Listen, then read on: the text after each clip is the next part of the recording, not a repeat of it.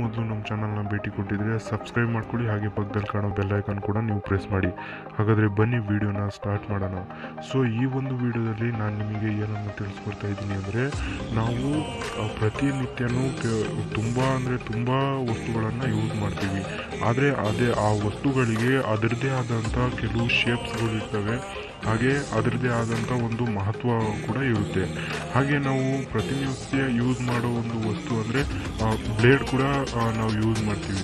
ಆ ಬ್ಲೇಡಲ್ಲಿ ಆ ಮಧ್ಯದಲ್ಲಿ ನೋಡಿ, ಡಿಸ್ಪ್ಲೇ ಮಾಡಿ ಕಾಣಿಸ್ತಿದೆಯಲ್ಲ, ಈ ಬ್ಲೇಡ್ ಮಧ್ಯದಲ್ಲಿ ಏನು ಹೋಲ್ ಕಾಣ್ತಿದೆಯೋ ಅದು ಏನಕ್ಕೋಸ್ಕರ ಈ ಥರ ಇದೆ ಅಂತ ನೀವೇನಾದರೂ ಯಾವತ್ತಾದ್ರೂ ಯೋಚನೆ ಮಾಡಿರ್ತಿಲ್ಲ. ಹಾಗಾಗಿ ಈ ವಿಡಿಯೋದಲ್ಲಿ ಅದನ್ನು ತಿಳಿಸ್ಕೊಡ್ತಾ ಇದ್ದೀನಿ. ಹಾಗಾದರೆ ಬನ್ನಿ, ಅದಕ್ಕೂ ಸ್ಟಾರ್ಟ್ ಮಾಡೋಕ್ಕೂ ಮುಂಚೆ ನೀವೇನಾದರೂ ನಮ್ಮ ಚಾನಲ್ನ ಇದೇ ಮೊದಲು ಭೇಟಿ ಕೊಟ್ಟಿದ್ರೆ ಸಬ್ಸ್ಕ್ರೈಬ್ ಮಾಡ್ಕೊಳ್ಳಿ, ಹಾಗೆ ಬೆಲ್ ಐಕಾನ್ ಒತ್ತಿ. ಹಾಗಾದರೆ ಬನ್ನಿ ವಿಡಿಯೋನ ಸ್ಟಾರ್ಟ್ ಮಾಡೋಣ. ಸೊ ಈ ಹೋಲ್ ಏನಕ್ಕೋಸ್ಕರ ಮಾಡಿದ್ದಾರೆ ಅಂತ ಅಂದರೆ, ನಿಜವಾಗ್ಲೂ ನಾವು ಹೇಳಬೇಕು ಅಂತ ಅಂದರೆ, ಈ ಬ್ಲೇಡಲ್ಲಿ ಈ ಥರ ಏನು ಈ ಹೋಲ್ಗಳು ಇದೆಯವಲ್ಲ, ಅದಕ್ಕೆ ಬರೋದಕ್ಕೆ ಕಾರಣ ಅಂದರೆ ಎರಡು ಕಂಪ್ನಿಗಳ ಜಗಳದ ಕಥೆನೇ ಹಿಂದ್ಗಡೆ ಇದೆ. ಅದನ್ನು ಈಗ ತಿಳಿಸ್ಕೊಡ್ತಾ ಇದ್ದೀನಿ ನಾನು. ಅಷ್ಟೇ ಅಲ್ಲದೆ ವೈಜ್ಞಾನಿಕ ಕಾರಣ ಕೂಡ ಇದರಿಂದ ಇದೆ ಅಂತಲೇ ನಾವು ಹೇಳ್ಬೋದು. ಸೊ ಮೊದಲಿಗೆ ನಾವು ಏನು ಎರಡು ಕಂಪ್ನಿಗಳ ಮಧ್ಯೆ ಜಗಳ ಇದೆ ಅಂತ ಅನ್ನಲ್ಲ, ಅದನ್ನು ತಿಳ್ಕೊಳ್ಳೋಣ. ಅದಾದಮೇಲೆ ವೈಜ್ಞಾನಿಕ ಕಾರಣ ಏನಿದೆ ಅಂತ ತಿಳ್ಕೊಳ್ಳೋಕೆ ಟ್ರೈ ಮಾಡೋಣ. ಹಾಗಾದರೆ ಬನ್ನಿ ನೋಡೋಣ.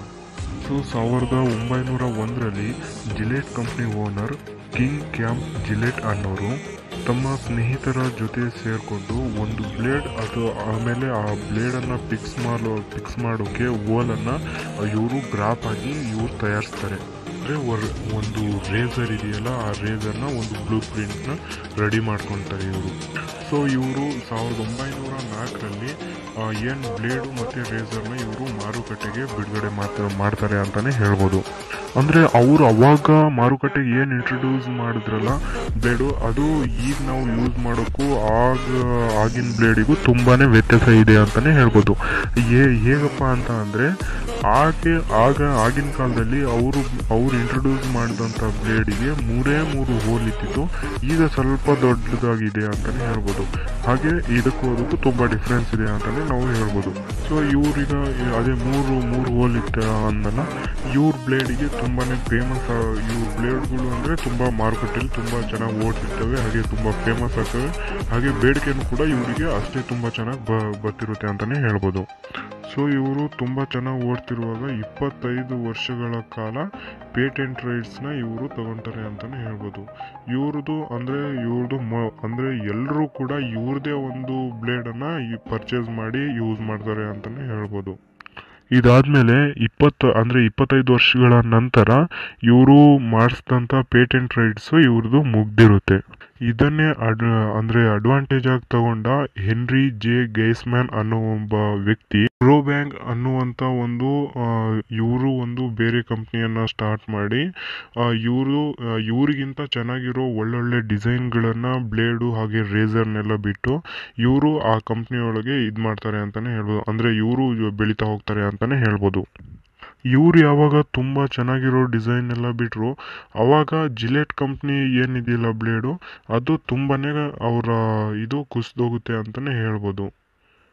ಸೊ ಅವಾಗ ಜಿಲೆಟ್ ಕಂಪ್ನಿಯವ್ರು ಏನು ಮಾಡ್ತಾರೆ, ಇವರಿಗಿಂತ ಇನ್ನೊಂದು ಸ್ವಲ್ಪ ಚೆನ್ನಾಗಿರೋ ಡಿಸೈನನ್ನು ಅವರು ಇಂಟ್ರೊಡ್ಯೂಸ್ ಮಾಡ್ತಾರೆ. ಹಾಗೆ ಇವರಿಬ್ಬರು ಈ ಕಂಪ್ನಿಗಳ ನಡುವೆ ಈ ಥರ ಜಗಳ ಆಗುತ್ತೆ ಅಂತಲೇ ಹೇಳ್ಬೋದು. ಅವಾಗಿಂದನೂ ಈ ಎರಡು ಕಂಪ್ನಿಗಳು ಒಬ್ರನ್ನ ಕಂಡ್ರೆ ಒಬ್ರಿಗೆ ಆಗಲ್ಲ ಅಂತಲೇ ಹೇಳ್ಬೋದು. ಇದು ಎರಡು ಕಂಪ್ನಿ ಮಧ್ಯೆ ಇರುವಂಥ ಜಗಳ ಅಂತಲೇ ಹೇಳ್ಬೋದು. ಸೊ ಈಗ ಅದನ್ನು ನೀವು ಕೇಳಿದ್ದೀರಾ ಅಂತಲೇ ಹೇಳ್ಬೋದು. ಈಗ ನೆಕ್ಸ್ಟು ವೈಜ್ಞಾನಿಕವಾಗಿ ಏನಿದೆ ಅಂತ ತಿಳ್ಕೊಳ್ಳೋಣ ಬನ್ನಿ.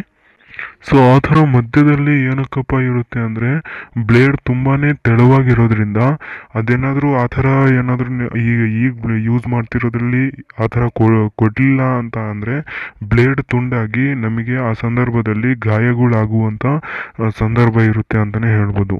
ಸೊ ಇನ್ನೊಂದು ಕಾರಣ ಏನಪ್ಪ ಅಂದರೆ, ನಾವು ಏನು ಶೇವ್ ಮಾಡ್ಕೊಳೋ ರೇಸರ್ ಇದೆಯಲ್ಲ, ಅದು ಈಗಿನ ಕಾಲದ್ದೇ ಆಗಿರಲಿ ಅಥವಾ ಹಳೆಯ ಕಾಲದ್ದೇ ಆದರೂ ಕೂಡ ಅದು ಎರಡಕ್ಕೂ ಫಿಕ್ಸ್ ಆಗಬೇಕು ಮಾಡಬೇಕು ಆ ಥರ ಒಂದು ಇಂಟ್ರೊಡ್ಯೂಸ್ ಮಾಡಿದ್ದಾರೆ ಬ್ಲೇಡನ್ನು. ಅದಕ್ಕೋಸ್ಕರ ಈ ಹೋಲನ್ನು ಇಟ್ಟಿರ್ತಾರೆ.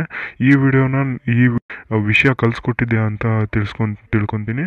ಹಾಗೆ ಈ ವಿಡಿಯೋ ನಿಮಗೇನಾದರೂ ಇಷ್ಟ ಆದರೆ ನಿಮ್ಮ ವಾಟ್ಸಪ್ ಗ್ರೂಪ್ ಆಗಿರ್ಬೋದು, ಹಾಗೆ ಫೇಸ್ಬುಕ್ ಗ್ರೂಪ್ ಆಗಿರ್ಬೋದು, ಎಲ್ಲ ಕಡೆ ಶೇರ್ ಮಾಡಿ ಅಂತ ಹೇಳ್ತಾ ಈ ವಿಡಿಯೋನ ಮುಗಿಸ್ತಾ ಇದ್ದೀನಿ. Thank you for watching.